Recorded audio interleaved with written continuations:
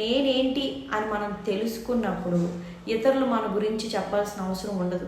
వేరే వాళ్ళ గురించి మనకు నెగిటివ్గా చెప్పిన వీళ్ళు వేరే వాళ్ళ దగ్గర మన గురించి నెగిటివ్గా చెప్పకుండా ఉండరు. కాబట్టి say bye bye to this negative people. Hello all, welcome back to my channel. ఈరోజు మీ అందరి సహకారంతో మన ఛానల్ 5000 సబ్స్క్రైబర్స్ని రీచ్ అయింది. నా నెక్స్ట్ టార్గెట్ మరింత మంది సబ్స్క్రైబర్స్ని చేరుకోవడమే. నాలాగే మీకు కూడా లైఫ్లో చాలా లక్ష్యాలు ఉంటాయి. వీటి కోసం మనం నిరంతరం కష్టపడుతూనే ఉంటాం. అయితే ఈ కష్టపడే క్రమంలో మనం చాలా అడ్డంకుల్ని ఎదుర్కొంటూ ఉంటాం. అందులో మొట్టమొదటిది చాలా పెద్దది సెల్ఫ్ కాన్ఫిడెన్స్. మనలో చాలామందికి వర్క్ గురించి కంప్లీట్గా నాలెడ్జ్ ఉంటుంది. అయితే ఆ నాలెడ్జ్ని ఎక్స్ప్రెస్ చేసే విధానంలో ఆ క్రమంలో కాస్త భయపడుతూ ఉంటారు. అది కూడా కేవలం ఈ సెల్ఫ్ కాన్ఫిడెన్స్ లేకపోవడం వల్లనే. మొదట్లో నాకు కూడా ఈ ప్రాబ్లం వల్లే చాలా ఇబ్బంది పడేదాన్ని. అయితే నా సెల్ఫ్ కాన్ఫిడెన్స్ని నేను పెంపొందించుకోవడానికి ఎలాంటి నియమాలు నేను పాటించాను అన్నది మీతో షేర్ చేసుకోబోతున్నాను. ఇవన్నీ కూడా మీకు ఎందుకు చెప్తున్నానంటే ఈ 5000 సబ్స్క్రైబర్స్లో చాలామంది మన వీడియోస్ చూసినప్పుడు కామెంట్ చేస్తూ ఉంటారు. ఆ కామెంట్స్లో ఎండ్ ఆఫ్ ద డే నేను అర్థం చేసుకున్నది ఏంటంటే మ్యాక్సిమం 80% ఉన్న కామెంట్స్లో సబ్జెక్ట్ అందరికీ వచ్చు, కానీ దాన్ని ఎక్స్ప్రెస్ చేయాలంటే భయం. ఇంగ్లీష్ అందరికీ వచ్చు, కానీ దాన్ని మాట్లాడాలంటే భయం.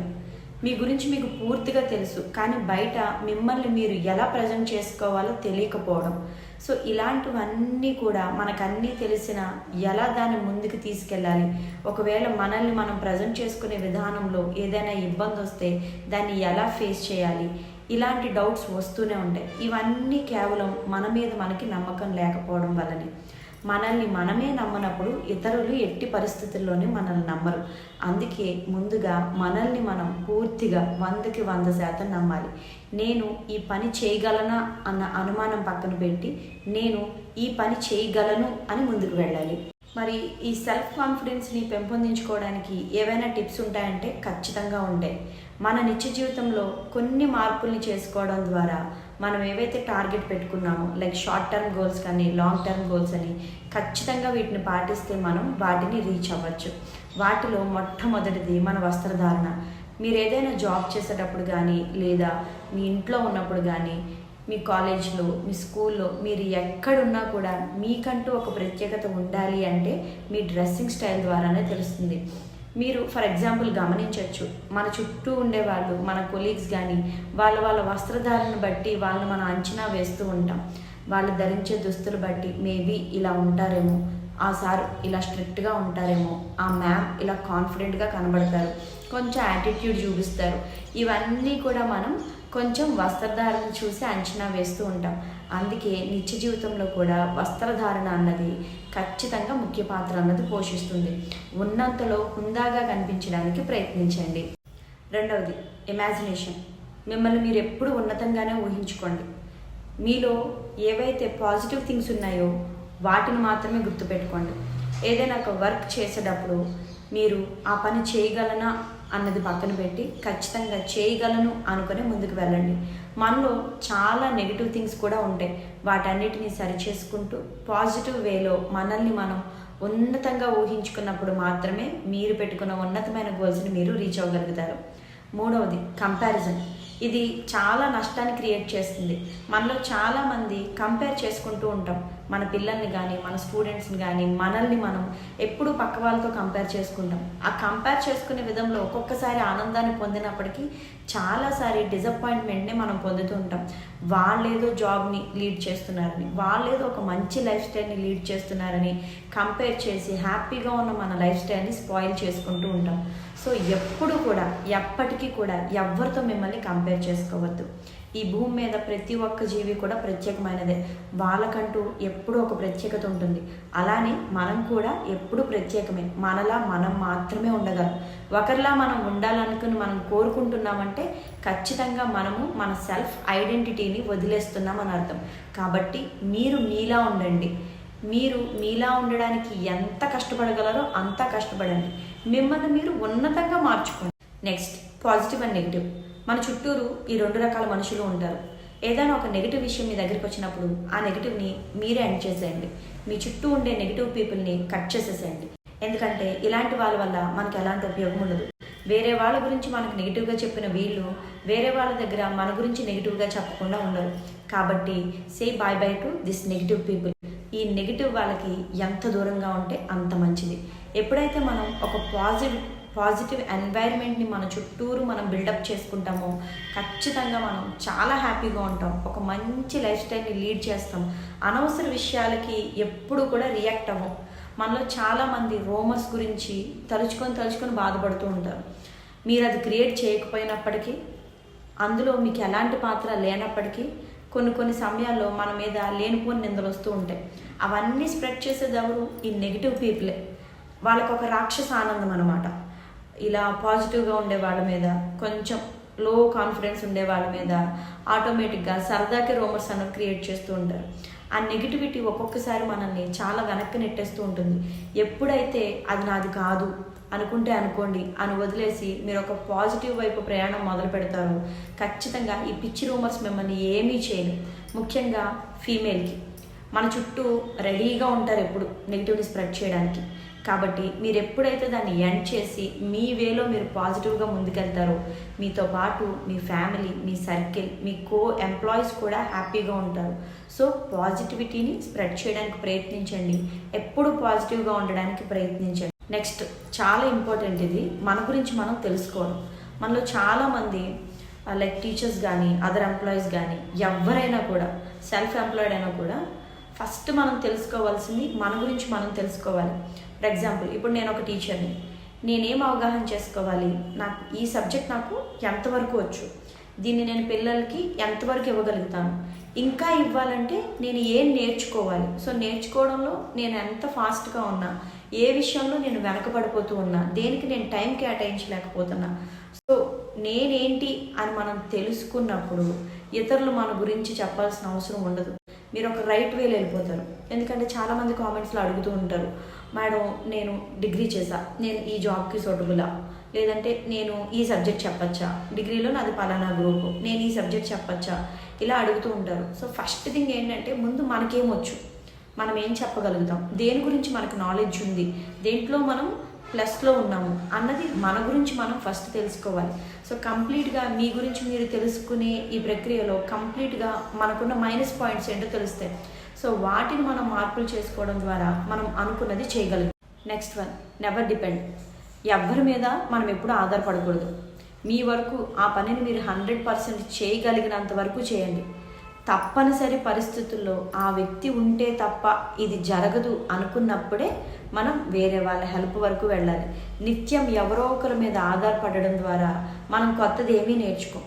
ఏదైనా ఒక కొత్త విషయాన్ని నేర్చుకోవడానికి ప్రయత్నించాలి, అంతే తప్ప ఇది మీకు వచ్చు కదా, మీరు చేసి పెట్టండి, మీరు చూడండి, ఇలాంటివి మనం ఎప్పుడైతే అలవాటు చేసుకుంటామో ఇక మనం ఏదైతే నేర్చుకున్నామో అందులోనే ఉండిపోతాం. కొత్త విషయాలు ఏవి కూడా మన వరకు రావు, ఎందుకంటే మనకి డిపెండ్ అయిపోవడం అలవాటు అయిపోయింది.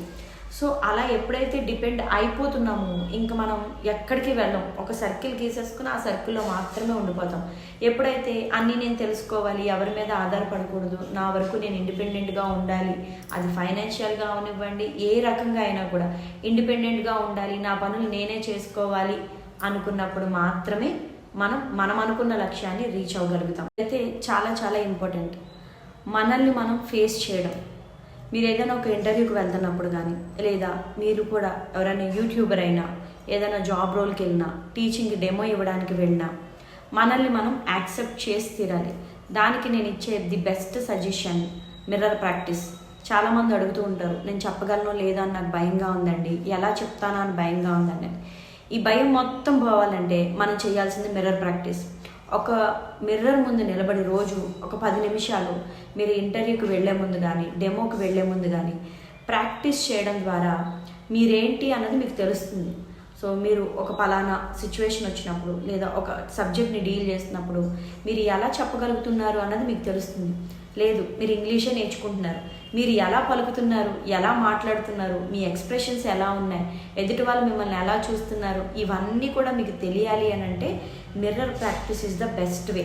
ఎప్పుడైతే మిమ్మల్ని మీరు యాక్సెప్ట్ చేయడం స్టార్ట్ చేస్తారో ఖచ్చితంగా మనం ఏదైతే సాధించాలనుకున్నామో అన్నీ చేయగలుగుతాం.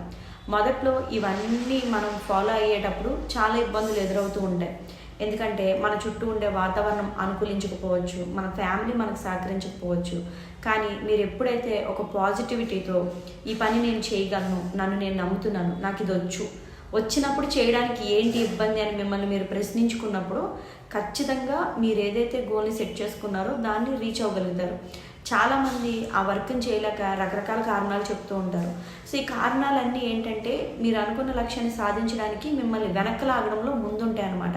చాలామంది చెప్తూ ఉంటారు, నాకు టైం లేదండి, నేను ఈ వర్క్ చేయలేకపోతున్నాను, ఇది అని. మీరు చెయ్యాలి అనుకున్నప్పుడు ఆ స్పేస్ని మీరు క్రియేట్ చేసుకోవాలి. చాలామందికి సమయాన్ని ఎలా కేటాయించాలి అనేది ఒక డౌట్ రావచ్చు. దీనికి మీరు ఏం చేయాలంటే ప్రయారిటీస్ రాసుకోవాలి. మీరు కొన్ని గోల్స్ సెట్ చేసుకున్నారు. ఫర్ ఎగ్జాంపుల్, మీకు పర్సనల్గా ఒక గోల్ ఉంది, మీరు గ్రూప్ 2 రాయాలనుకుంటున్నారు, లేదు ఒక 10 డేస్లో ఒక ఇంటర్వ్యూ ఉంది. సో మీకు తక్కువ డేస్లో కంప్లీట్ అయిపోయిందని షార్ట్ టర్మ్ గోల్ అంటాం. మీరు గ్రూప్ 2కి ప్రిపేర్ అవ్వాలి, చాలా ఒక 2-3 సంవత్సరాలు దాని మీద ఉండాలనుకోండి, అవి లాంగ్ టర్మ్ గోల్స్. మనం ప్రణాళికను వేసుకోవాలి. నేను ఇలా ఇంత టైం కేటాయిస్తేనే దీన్ని నేను రీచ్ అవ్వగలుగుతాను అన్నది మనకు తెలుసు. కాబట్టి షార్ట్ టర్మ్ గోల్స్ ఏంటి, లాంగ్ టర్మ్ గోల్స్ ఏంటి, దీనికి మనం టాప్ ప్రియారిటీ దేనికి ఇస్తున్నాం. సో మీరు మీ లైఫ్లో దేనికి హైయెస్ట్ ప్రయారిటీ ఇస్తున్నారు అన్నది గమనించుకొని దేనికి ఇవ్వాలో ఆలోచించుకొని ఆ ప్రయారిటీ లిస్ట్లో మీరు రాసుకొని అలవాటు చేసుకున్నప్పుడు మాత్రమే మీరు అనుకున్న గోల్ని రీచ్ అవుతారు. సో ఈ గోల్ని రీచ్ అయ్యే క్రమంలో ఇప్పుడు మనం ఏవైతే మాట్లాడుకున్నామో ఈ అంశాలన్నీ వాటికి యాడింగ్ చేసుకుంటూ వెళ్తే ఖచ్చితంగా మీరు అనుకున్న సమయానికి దాన్ని మనం రీచ్ అవ్వగలుగుతాం. ఇంకొకటి, ఒక్కొక్కసారి మనం ప్రయత్నం చేసేటప్పుడు చాలాసార్లు ఫెయిల్ అయిపోతూ ఉంటాం. ఫెయిల్ అయ్యామని క్విట్ అయ్యామంటే అది మళ్ళీ స్టార్ట్ చేయడానికి చాలా సమయం పడుతుంది. ఎందుకంటే చాలాసార్లు ఫస్ట్ అటెంప్ట్లోనే ఎగ్జామ్ క్లియర్ అవ్వకపోవచ్చు, ఫస్ట్ అటెంప్ట్లోనే మనం వెళ్ళిన జాబ్ మనకు రాకపోవచ్చు, ఫస్ట్ అటెంప్ట్లోనే ఇంటర్వ్యూ అవ్వకపోవచ్చు, లేదు ఫస్ట్ అటెంప్ట్లోనే యూట్యూబ్ క్లిక్ అవ్వకపోవచ్చు. ఇలా చాలా చాలా అడ్డంకులు వస్తూ ఉంటాయి. సో వచ్చిన ప్రతిదాన్ని ఫస్ట్ అవ్వకపోతే మళ్ళీ కంటిన్యూ చేయండి. సో మీ ప్రయారిటీ అది మీకు కావాలనుకున్నప్పుడు 10 సార్లు కాదు 100 సార్లు ప్రయత్నం చేసినా తప్పు లేదు. సో అంటారు కదా, ప్రయత్నించు ఓడిపో పర్లేదు, కానీ ప్రయత్నించడానికి ఓడిపోకు అని. సో మనం ప్రయత్నిస్తూనే ఉండాలి. నెక్స్ట్ వన్, పాజిటివ్ పీపుల్ని ఇన్స్పిరేషన్గా తీసుకోండి. ఎందుకంటే ఇన్స్పిరేషన్ అనేది చాలా ముఖ్యం. మీరు ఏదైనా ఒక గోల్ సెట్ చేసుకున్నప్పుడు ఒక మంచి పర్సన్ని ఇన్స్పిరేషన్గా తీసుకోండి. వాళ్ళని చూసి వాళ్ళలో ఉన్న పాజిటివ్ థింగ్స్ని నేర్చుకోవడానికి ప్రయత్నించండి. అలాగే సెల్ఫ్ మోటివేటెడ్గా ఉండండి. సెల్ఫ్ మోటివేషన్ అన్నది చాలా చాలా చాలా ఇంపార్టెంట్. ఎప్పుడూ కూడా మనం లోపల వచ్చి మోటివేట్ చేయాలి అంటే ఆ మోటివేషన్ ఎంతో కాలం పనిచేయదు. కావాలంటే ఎప్పుడైనా క్లాస్లో ట్రై చేసి చూడండి. పిల్లలకు మనం క్లాస్ చెప్పి మోటివేట్ చేసినప్పుడు ఆ ఇంపాక్ట్ కొన్ని గంటలు కొన్ని డేస్ మాత్రమే ఉంటుంది. సంవత్సరాల తరబడి మోటివేషన్ ఇవ్వాలి అని అంటే అది ఎవ్వరి వల్ల కాదు. ఎప్పుడైతే మనం సెల్ఫ్ మోటివేటెడ్గా ఉండి మనల్ని మనం ఉత్సాహపరుచుకుంటూ ఉంటామో ఖచ్చితంగా ఈ సెల్ఫ్ కాన్ఫిడెన్స్ అనేది బిల్డప్ అవుతుంది. ఆటోమేటిక్గా మనం చేయాలనుకున్న ప్రతి పనిని చేయగలుగుతాము.